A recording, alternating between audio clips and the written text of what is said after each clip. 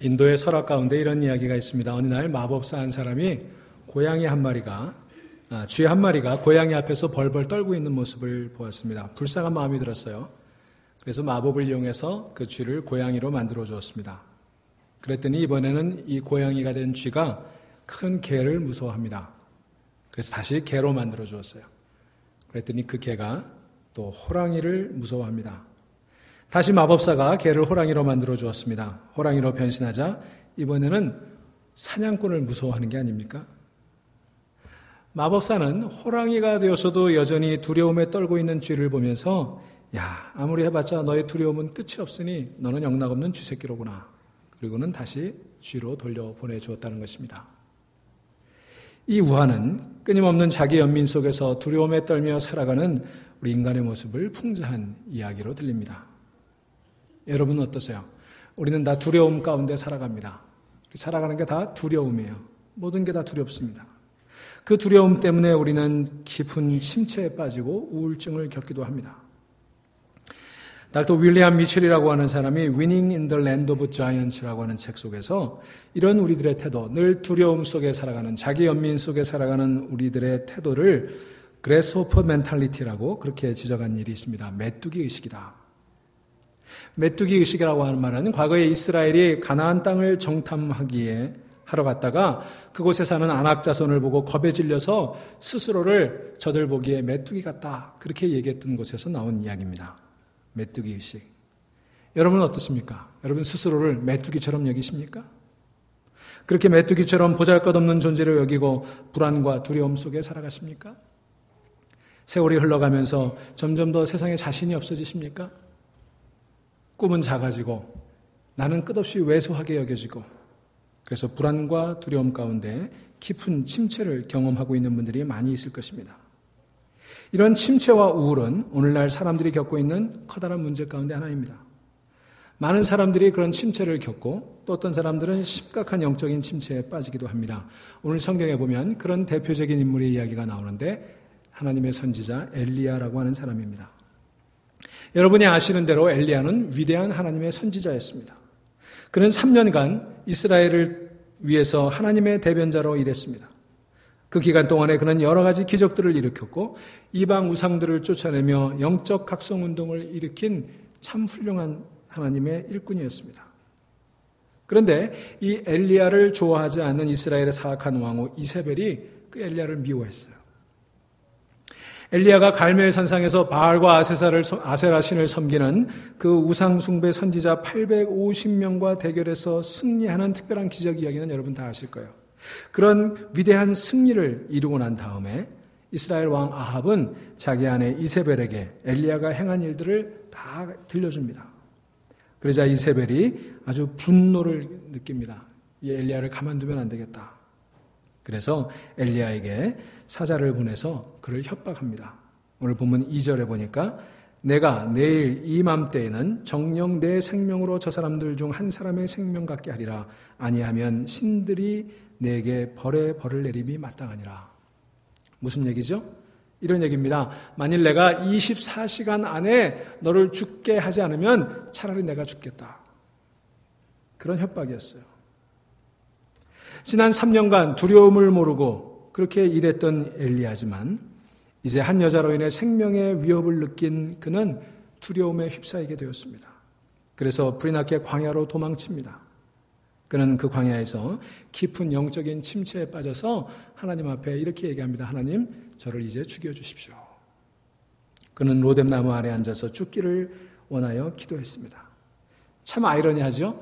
바알과 아세라를 섬기는 그 선지자 850명과 당당히 맞서서 싸웠던 이 엘리야가 이 이세벨이라고 하는 여자 한 사람에게 두려움을 느껴서 깊은 침체에 빠지는 거예요. 성경을 가만히 읽어보면 위대한 신앙의 인물들 가운데 이처럼 영적인 침체를 겪으며 죽을 마음을 가졌던 인물들이 여럿이 있습니다. 욥이 그랬고 모세가 그랬고 예레미야나 요나도 그랬습니다. 어떻게 그런 위대한 신앙의 인물들이 그럴 수 있을까 싶지만 사실 얼마든지 그럴 수 있는 거예요. 누구든지 그런 영적인 침체에 빠질 수가 있는 거예요. 옆에 있는 분들에게 한번 물어보세요. 당신도 가끔 죽고 싶을 때가 있으세요? 그럴 수도 있습니다. 그런 유혹을, 그런 마음을 느낄 때가 있습니다. 다 그만두고 싶을 때가 있죠. 엘리야는 영적 침체의 심각한 위기에 빠져버리고 말았습니다. 그는 육체적으로 탈진했고 감정적으로 고갈되었고 그의 영혼은 크게 위협받고 있었습니다. 두려움, 분개, 죄책감, 분노, 고독, 염려가 그에게 몰려왔습니다. 야고보서 5장 17절에 보면 이렇게 얘기합니다. 엘리야는 우리와 성정이 같은 사람이로되. 저는 이 말씀이 참 좋아요. 엘리야도 우리와 같았구나. 위대한 선지자 엘리야도 나 같았구나. 나처럼 똑같이 상처 입고 나처럼 똑같이 어려움을 느꼈구나. 나만 그런 게 아니로구나. 여러분, 나만 그렇다고 생각할 때는 참 절망이 되는데요. 다른 사람도 그렇다고 생각하면 위로가 되죠. 우리가 가지고 있는 그런 문제를 엘리야 같은 사람도 다 같이 가지고 있었던 거예요. 엘리야는 너무도 영적으로 침체되어 있었기에 차라리 죽는 것이 좋겠다고까지 생각을 했던 것입니다. 자, 그렇다면 왜 엘리야는 그런 생각을 하게 되었을까? 왜 그는 빛나는 승리를 거둔 이후에 심각한 정서적인 그리고 영적인 위기와 우울과 침체와 불안을 느끼게 되었을까? 그것은 그가 삶을 부정적인 관점에서 바라보았기 때문입니다. 여러분, 우리가 인생을 부정적인 관점에서 바라보면 세상은 다 부정적이에요. 그러므로 여러분이 만일 부정적인 감정을 제거하기 원한다면 여러분의 생각하는 방식을 바꿔야 하는 것입니다. 그래서 성경은 로마서 12장 2절에 마음을 새롭게 함으로 변화를 받아다 그랬어요. 여러분, 변화를 원하십니까? 달라지기를 원하십니까? 여러분의 마음, 여러분의 생각을 바꿔야 될 줄로 믿습니다. 자, 오늘 우리 엘리야 이야기를 통해서 우리가 겪을 영적인 침체, 삶의 여러 가지 의욕상실, 이런 문제들이 왜 기인하게 되었는지, 또 어떻게 그것을 극복해야 되는지 한번 생각해 보도록 하겠습니다. 첫째로, 엘리야가 극심한 영적인 침체를 겪게 되었던 것은 그가 사실에 집중하지 않고 감정에 집중했기 때문에 그랬습니다. 느낌에 좌우되었기 때문에 그래요. 그는 광야로 도망쳐 나와서 로뎀나무 아래 앉아서 죽기를 위해 기도했습니다. 주님, 이제 넉넉합니다. 이제 나는 충분합니다. 나는 더 이상 견딜 수가 없습니다. 이제부터는 차라리 죽는 게 낫겠습니다. 나는 당신의 종이 되기 위해 노력했지만 아무도 나하고 함께 해주는 사람이 없군요. 나는 너무 외롭고 나는 너무 힘들어요. 이제 그만하겠습니다. 자, 그가 겪은 첫 번째 잘못이 무엇입니까? 우리가 똑같이 겪을 수 있는, 또 겪게 되는 그런 문제인데요. 그것은 사실보다는 감정에 집착했다는 거예요. 원래 느낌이나 감정은요, 사실보다 부풀려지게 돼 있어요. 우리 밤에 무서운 생각을 하게 되면 무서움의 실체는 아무것도 아닌데 그 무서운 생각은 한없이 이어지는 것입니다. 무섭다는 감정은 실제 상황보다 우리에게 훨씬 더 큰 공포감을 가져다 주는 거예요. 여러분, 그런 경험들 많이 하시지 않았습니까? 감정이라는 것은요, 불안정하고요. 감정이라는 것은 기복이 심하고 감정이라고 하는 것은 사실과는 전혀 다른 거예요. 제 친구 가운데 뒤늦게 결혼을 한 친구가 있었는데요. 어느 날 그 친구가 이런 얘기를 합니다. 내가 도대체 결혼했다는 게 실감이 나지 않아. 믿어지지가 않아. 결혼한 느낌이 전혀 들지 않아. 그래서 제가 얘기해줬죠. 야, 친구야, 네가 어떻게 느끼든지 넌 결혼했어.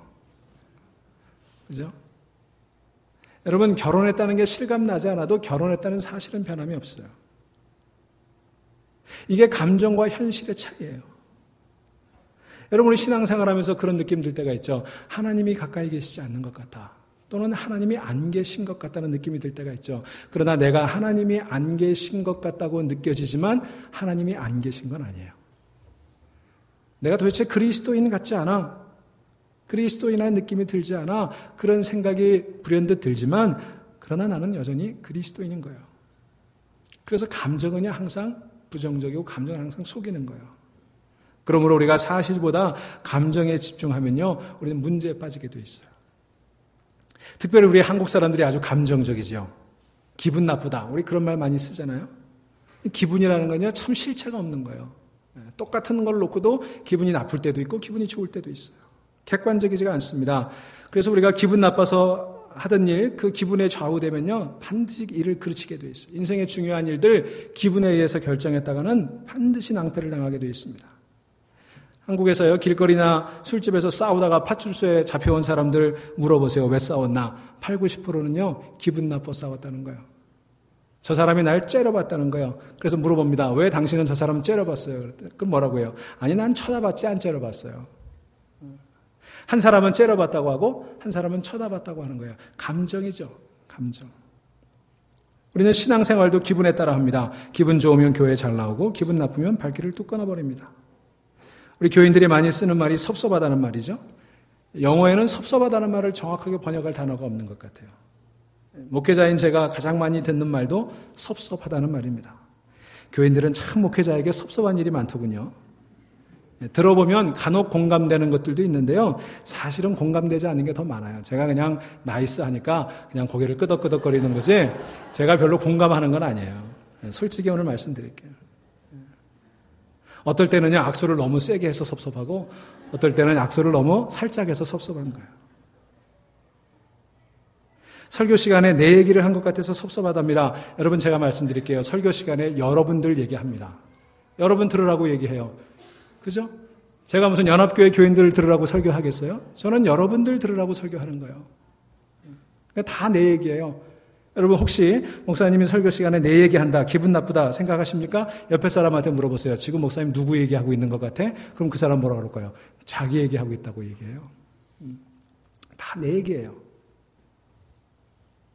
그러니 여러분, 섭섭하게 생각하지 마시오. 감정이에요. 느낌이에요. 여러분, 느낌에 집중하다 보면요, 정말 본질적인 걸 놓치게 되는 것입니다.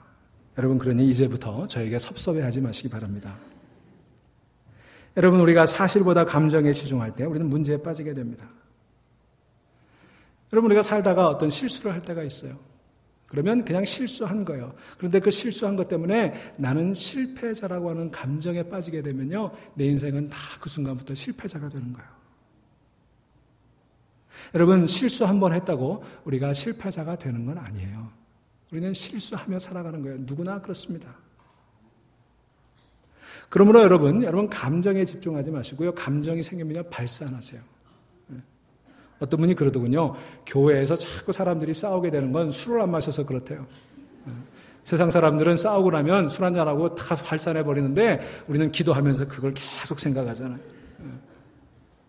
그렇다고 뭐 오늘 술 먹으러 가라는 얘기는 아닙니다. 여러분, 건강한 발산이 필요해요. 부부관계에도 그렇고요. 직장에서도 그렇고요. 건강한 감정의 발산이 필요해요. 소리를 한껏 질러보는 것도 방법일 것이고요. 노래방에 가서 신나게 노래를 부르는 것도 방법 중에 하나일 것입니다. 하다못해 길거리에 굴러있는 돌을 한번 차는 것도 방법 중에 하나일 거예요. 그러나 문제는 그런 것들이 궁극적인 해결은 되지 않는다는 것입니다. 그래서 성경은 우리에게 감정에 집중하지 말고 진리와 함께 살아가라고 권면합니다. 왜냐하면 진리가 우리를 자유하게 하기 때문입니다. 그러므로 여러분, 감정에 기울이지 마시고 사실을 사실로 받아들일 수 있는 그런 능력을 기르시고 진리의 위에 굳건히 설 수 있는 여러분 되시기를 주의 이름으로 축원합니다. 두 번째로 엘리야가 오늘 경험하고 있는 그의 위기는 바로 비교의식에서 오는 것입니다. 4절 말씀해 보니까 여호와여 넉넉하오니 지금 내 생명을 취하옵소서 나는 내 열조보다 낫지 못하나이다. 여러분, 우리가 영적인 침체에 빠지게 되는 거는요, 다른 사람들과 비교하며 생기는 거예요. 우리는 대부분 내가 만일 누구처럼 살았으면 참 좋겠다, 더 행복할 것이다, 이런 생각을 하는 경우가 많이 있어요. 그러나 여러분, 그건 함정이에요. 나는 다른 어떤 사람처럼 살 수 없습니다. 나는 나로밖에는 살 수가 없는 거예요. 마찬가지로 내 아내는 내 아내로밖에 살 수 없는 거예요. 내 남편은 내 남편으로밖에 살 수 없는 거예요. 다른 사람과 비교하기 시작하면서부터 문제가 시작되기 시작하는 것입니다. 왜 내 남편이 장동건이나 유준상 같지 않을까 염려하시는 분들이 있으세요? 제가 해답을 드리죠. 당신 남편이 장동건이나 유준상이었으면 왜 당신하고 살겠어요? 여러분, 성경은 그것이 지혜롭지 못하는 것이라고, 그것은 해악이라고 분명하게 얘기하고 있습니다. 여러분, 그러니 자신을 다른 어떤 사람과도 비교하지 마십시오. 여러분에게는 하나님께서 여러분에게만 부여하신 아주 고유한 그런 가치가 있는 거예요. 하나님은 우리가 나중에 하나님 앞에 서게 되었을 때 왜 내가 다른 아무개처럼 살지 않았냐고 묻지 않으십니다. 하나님은 왜 너는 너처럼 살지 못했느냐, 내가 너에게 준 가치, 내가 너에게 준 능력, 내가 너에게 준 탤런트를 왜 잘 활용하지 못했느냐고 물으실 것입니다. 여러분, 여러분이 될 수 있는 최고의 존재는 여러분 자신이에요. 그 이상도 그 이하도 없는 것입니다. 하나님이 원하시는 것도 그겁니다. 나는 나처럼 사는 거예요. 그러니 여러분, 자기 자신을 다른 누구와도 비교하지 마십시오. 여러분의 배우자도 다른 누구와 비교하지 마십시오. 여러분의 목사도 다른 목사와 비교하지 마십시오. 저도 여러분들을 다른 교회 교인들과 비교하지 않습니다. 우리가 자신을 다른 사람들과 비교할 때 불행이 시작이 되는 거예요. 내 약점을 다른 사람의 장점과 비교하게 되고 다른 사람의 약한 부분에 우리가 장점이 있다는 사실을 망각할 때 우리 인생이 참 비참하게 되는 거예요. 또 한 가지, 우리가 영적으로 침체할 때 빠지기 쉬운 함정 가운데 하나는요, 우리가 가지고 있는 어떤 문제를 가지고 그걸 자기하고 아이덴티파이 하는 거예요. 자기가 그렇다라고 규정해버리는 거예요. 내가 실수를 했을 때, 내가 실수했구나 생각하지 않고 너는 실패자야 라고 규정해버리는 거예요. 여러분, 누구나 실수합니다. 그러나 실수했다고 실패자가 되는 건 아니에요. 그런데 우리는 그 문제를 가지고 자기를 아이덴티파이 시켜요. 나는 그런 사람이다. 나는 안 돼. 나는 실패자야. 나는 멍청이야. 여러분, 자신을 다른 사람과 비교하지 마십시오. 현실을 현실로 받아들이십시오. 남을 따라가려고 발부둥 치지 마십시오. 끝이 없어요. 어떻게 남을 따라갈 수 있겠어요?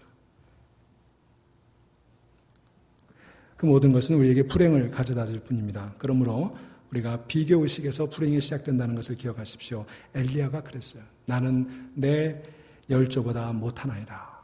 그는 위대한 선지자 가운데 하나였음에도 불구하고 남과 자기를 비교하면서 자기가 열등하다는 그런 열등감에 사로잡혔던 거예요.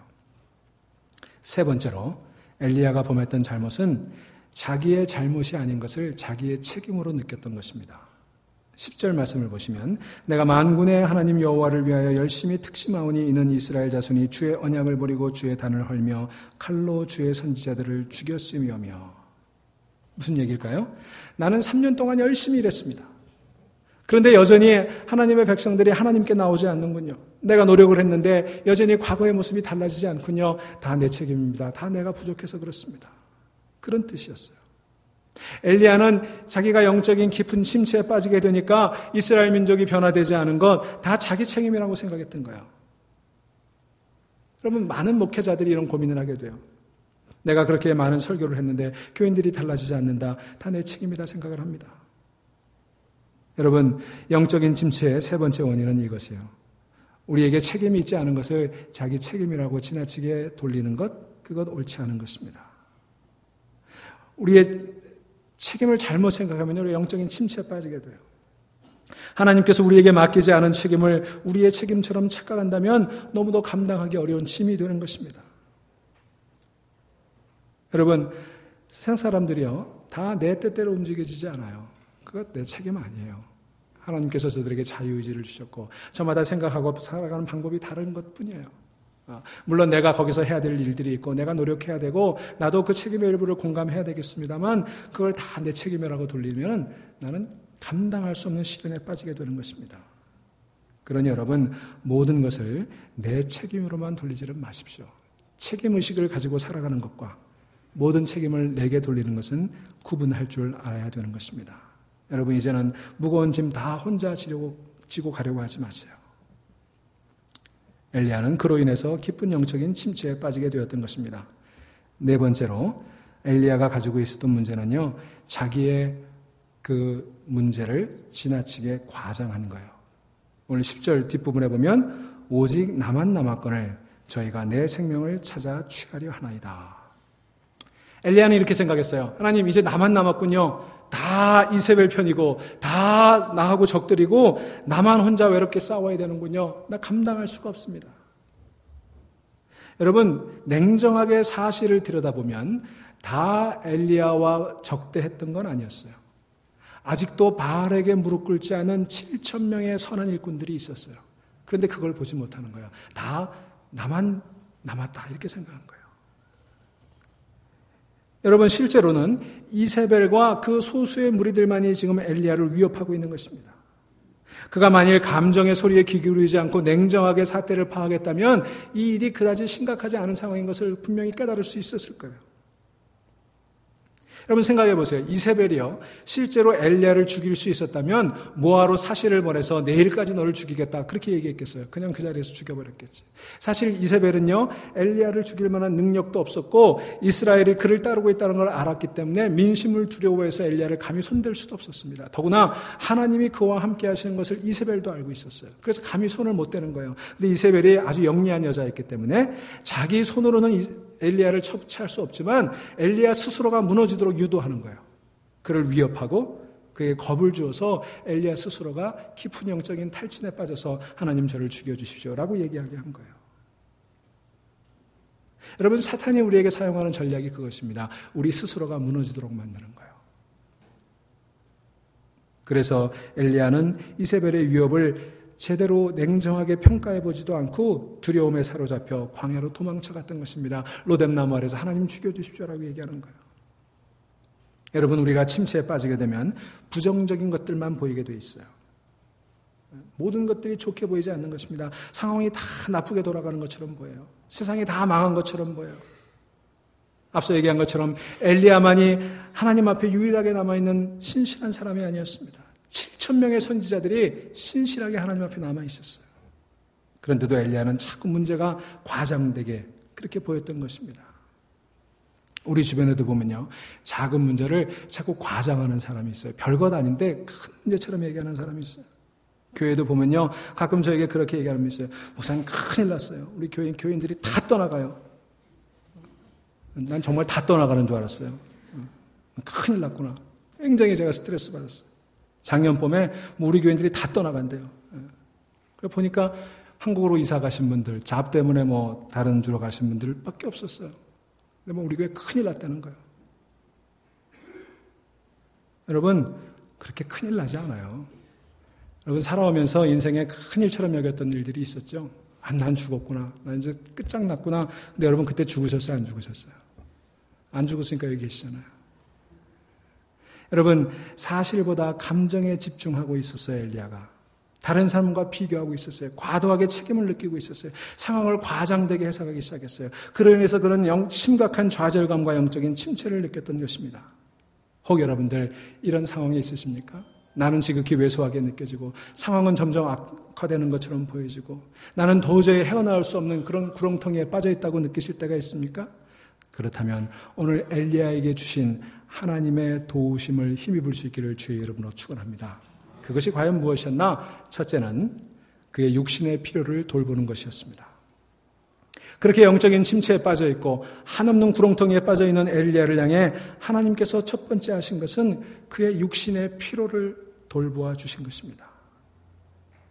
자, 성경에는 엘리야가 나무 아래 누워 잠이 들었다고 말씀하고 있습니다. 그때 천사가 와서 그를 어루만져 주셨어요.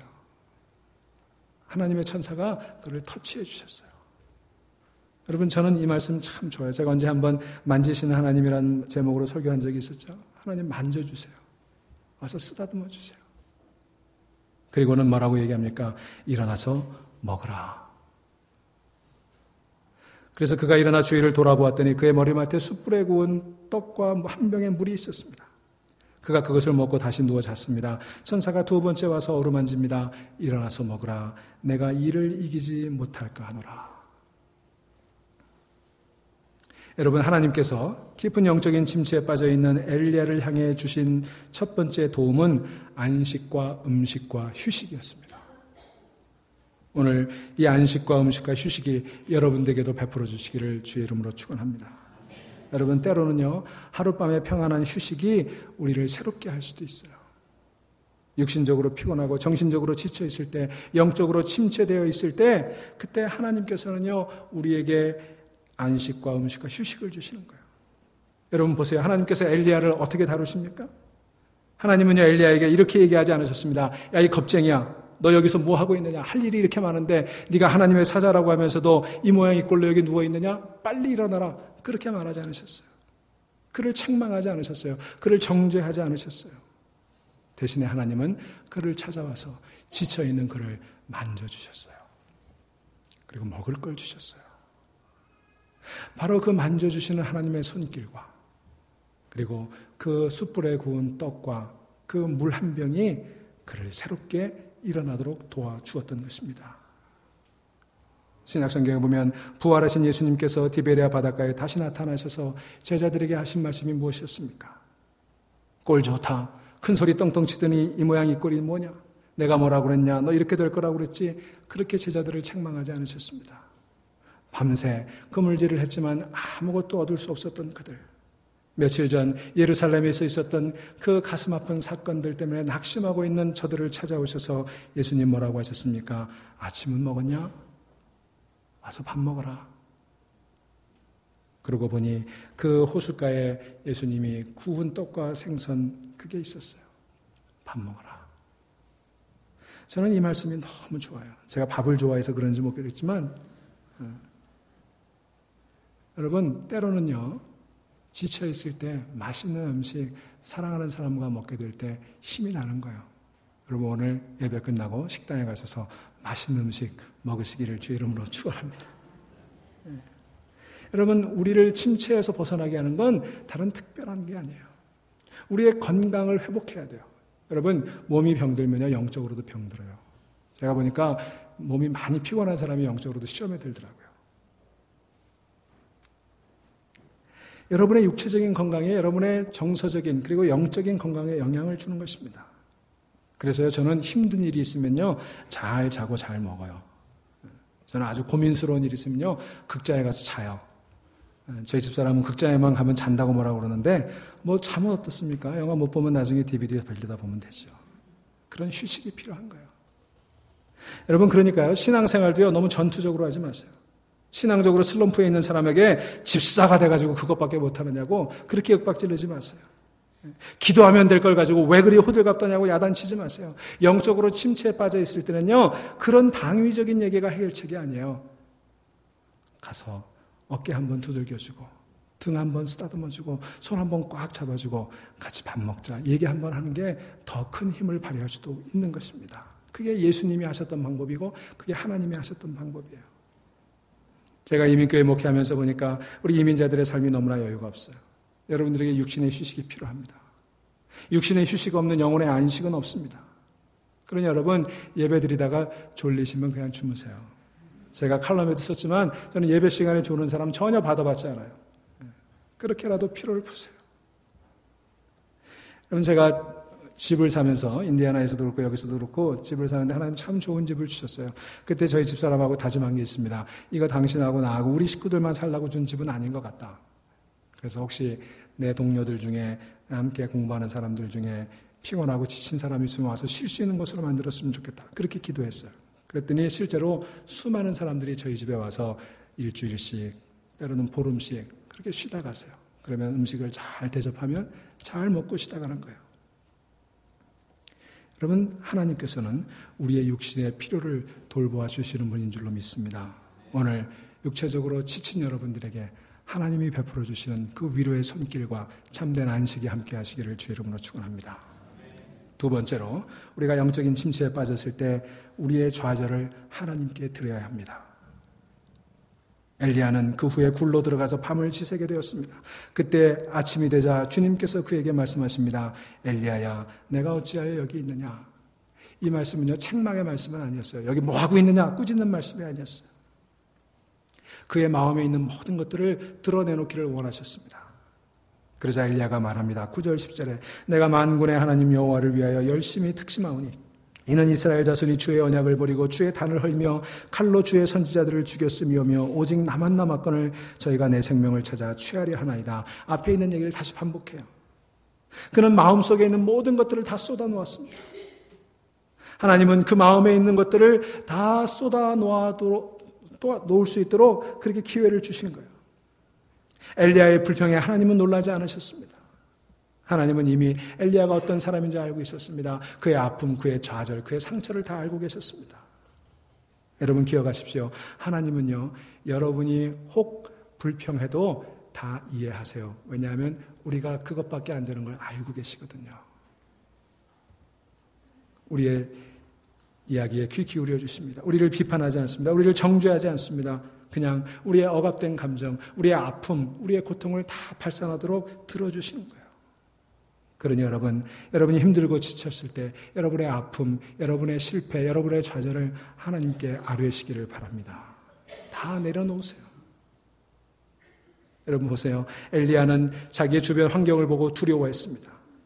그리고 자기 열조들에게 비교해 봤을 때 한없이 부족한 자기를 향해 열등감을 가졌습니다. 그는 또 그런 문제에 대해 죄책감을 가졌고요.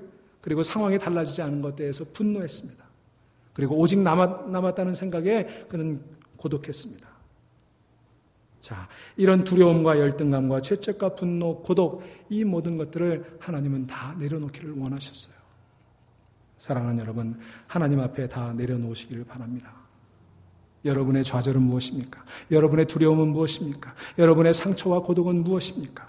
왜 그것 다 붙들고 여러분 혼자 무겁게 그 짐을 지고 가려 하십니까? 여러분 왜 체면을 따지십니까? 하나님 앞에 왜 체면을 따지십니까? 여러분들의 힘들고 어려운 일 다 하나님 앞에 내려놓으면 하나님이 여러분을 얕잡아보고 겁나십니까? 아니요. 하나님은 이미 알고 계세요. 그러니 무거운 짐 혼자 가지고 괴로워하지 마세요. 오늘 아침에 교회로 운전하고 오는데 교회 근처 다 와가지고 저기 그 새로 생긴 아이합 그 레스토랑 앞에 어떤 분이 휠체어를 타고 가고 계시더라고요. 전동 휠체어도 아니고 손으로 미는 휠체어를 타고 그 주일 아침에 이렇게 가는 모습이 제가 저쪽에서 오는데 눈에 들어왔어요. 아이고 주일 아침 어떻게 저렇게 혼자 휠체어를 몰고 가나 안타까운 마음이 들었는데 조금 있다가 그 길이 좀 울퉁불퉁했는지 이분이 넘어졌어요. 그래서 얼른 차를 옆으로 세우고 또 다른 육군 하나도 차를 세우고 제 아내하고 저는 차에 운전하고 있었으니까 그 사람이 이렇게 그분을 향해 다가가는데 그분이 소리를 지르더라고요. 다 오지 말라고. 내가 할 수 있다고. 막 소리를 치면서 꺼져버리라고 그렇게 소리를 치더라고요. 너무 마음이 아팠어요. 그렇게 주일 아침 전동 휠체어도 아닌 손으로 끄는 그 휠체어를 혼자 끌고 가는 그분의 처지도 안타까웠고 그렇게 넘어졌을 때 누군가의 도움마저도 거절하면서 그렇게 소리치는 그분의 처지가 너무 안타까웠어요. 얼마나 많은 상처를 세상으로부터 받았으면 저렇게 도움도 거절하고 몇 번 쓰러지면서 자기 혼자 휠체어를 세우더라고요. 그래서 다시 가서 도와주려고 그러면 막 소리를 치고 욕을 하면서 다가오지 말라고. 내 휠체어에 손대지 말라고. 너무 마음이 아팠어요. 그러면서 혹시 저 모습이 우리들의 모습은 아닐까. 저렇게 쓰러지면서도 세상에서 받은 상처 때문에 세상에서 받은 상처를 감싸느라 세워진 잘못된 자존심 때문에 우리도 하나님 앞에 저렇게 소리치고 있는 건 아닐까. 내 힘으로 해보겠다고 그러면서도 또 넘어지고 또 넘어지면서 그럴수록 세상에 대한 원망과 분노를 가지고 살아가고 있는 건 아닐까. 여러분 이제 고백하시기 바랍니다. 힘들면 힘들다고 얘기하세요. 외로우면 외롭다고 얘기하세요. 하나님 다 알고 계세요. 여러분의 좌절, 여러분의 실패, 여러분의 상처를 하나님께 올려드릴 때 하나님의 위로와 하나님의 도우심이 여러분과 함께 하실 줄로 믿습니다. 그러므로 우리는 이제 우리의 삶을 하나님께 드리고 하나님의 임재를 느껴야 합니다. 그렇게 자기의 상처를 다 고백한 엘리야에게 하나님은 나타나셨습니다. 11절에 보니까 너는 나가서 여호와 앞에 산에 섰으라. 그러면서 여호와께서 지나가시는데요. 크고 강한 바람이 불었습니다. 거기에도 계시지 않았어요. 바위를 부수고 움직이는 그 바람 가운데 하나님 계시지 않았습니다. 그 다음에 지진이 일어났지만 그 지진 가운데도 주님 계시지 않았습니다. 그리고 큰 불이 일어났습니다. 그 불 가운데도 주님 계시지 않았습니다. 그 이후에 바람도 지나고 지진도 지나고 불도 지난 이후에 세미한 소리 가운데 하나님의 음성이 들렸어요. 이 소리를 엘리야가 듣고 겉옷으로 얼굴을 가립니다. 그는 주님이 계신 줄 알고 그 밖으로 나가서 굴 앞에 섰습니다. 하나님께서 바람과 지진과 불을 보여주셨지만 그 어느 곳으로도 주님은 엘리야에게 말씀하지 않으셨습니다. 그런데 세미한 음성 가운데 나지막한 음성 가운데 하나님 엘리야에게 말씀하셨습니다. 여러분 바로 그것입니다. 하나님은 조용한 가운데 여러분을 찾아오십니다. 조용한 가운데 말씀하십니다. 여러분 힘들고 괴로울 때 모든 것들을 내려놓고 조용한 가운데 하나님의 음성을 듣고 하나님의 임재를 느끼시기를 바랍니다. 우리가 드리는 예배가 바로 그것입니다. 오늘 이 예배당에서 하나님의 임재를 느끼고 들으시기를 바랍니다. 때로는 조용한 시간 골방에 가서 그 시간을 가지십시오. 때로는 새벽 시간에 나와 하나님 앞에 그 음성을 들으시기를 바랍니다. 하나님과 교제하고 하나님과 교통하는 것보다 더 영적으로 침체된 상태에서 벗어나게 해주는 방법, 좋은 방법은 없는 것입니다. 그러니 여러분의 삶 속에서 하나님의 음재를 새롭게 깨닫도록 노력할 수 있기를 주의 이름으로 축원합니다.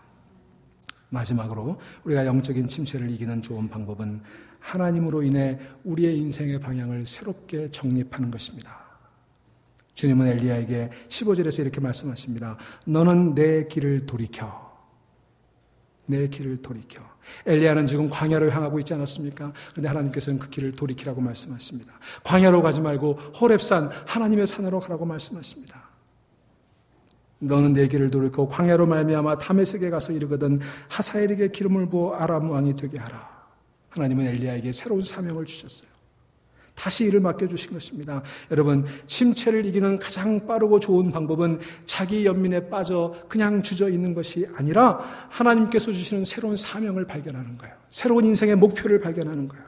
새롭게 하나님 앞에 헌신하는 것입니다. 여러분, 만일 여러분이 자기 자신만을 바라보게 된다면 절망할 수밖에 없습니다. 열등감에 빠질 수밖에 없습니다. 그러나 하나님이 주시는 새로운 사명을 발견하십시오. 하나님께서 나를 다시 사용하실까? 나 같은 실패자를, 나 같은 어리석은 사람을 하나님 다시 사용하실까? 예, 하나님은 여러분에게 실망하지 않으십니다. 왜냐하면 하나님은 여러분을 잘 알고 계시기 때문입니다. 우리가 누군가에게 실망한다고 하는 것은 그 사람에 대한 기대가 무너졌기 때문 아니겠습니까? 하나님은 우리에게 그렇게 큰 것을 기대하지 않습니다. 하나님은 우리가 그냥 당신과 함께 하시기를 원하십니다. 그러므로 우리가 어떤 실패를 하더라도 하나님은 결코 우리에게 실망하지 않으십니다. 하나님은 우리를 지으셨기에 당신에게 확인할 수 있는 무엇인가를 다 알고 계세요. 그래서 우리를 새롭게 변화시켜 주십니다. 제가 얼마 전에 책을 읽다가 이런 글귀를 발견했어요.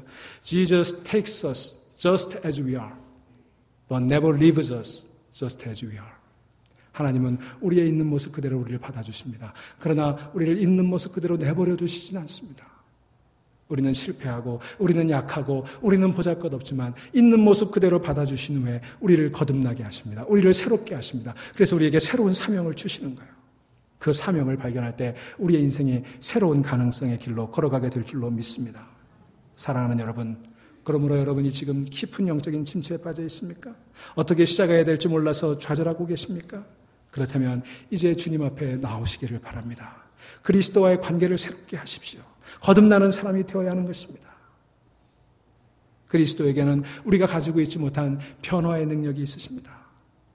우리가 그리스도에게 우리의 삶을 지배하도록 맡기면 주님은 우리를 도와주실 것입니다. 우리에게 새로운 목적과 새로운 사명을 부여해 주실 것입니다.